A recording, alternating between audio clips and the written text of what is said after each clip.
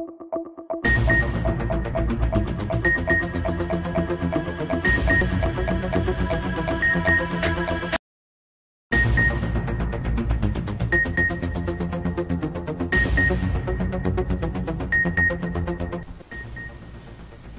شامل کرتے ہیں منڈی بہاؤدین سے۔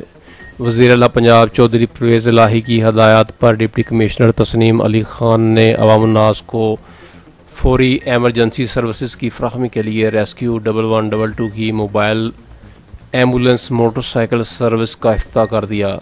موٹر سائیکل موبائل سروس شہریوں کو گھر کی دہلیز پر مفت علاج معالجہ اور ریسکیو کی جدید سروسز فراہم کرے گی۔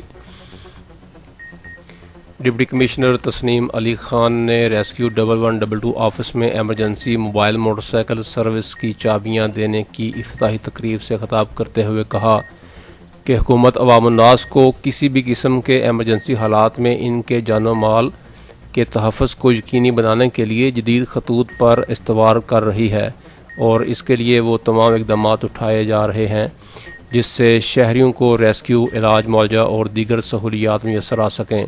انہوں نے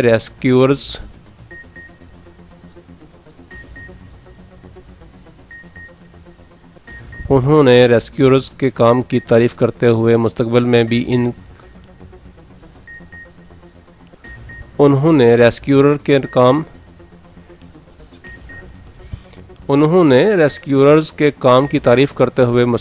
بھی اسی طرح جانفشانی سے کام کرنے کی ہدایت کی۔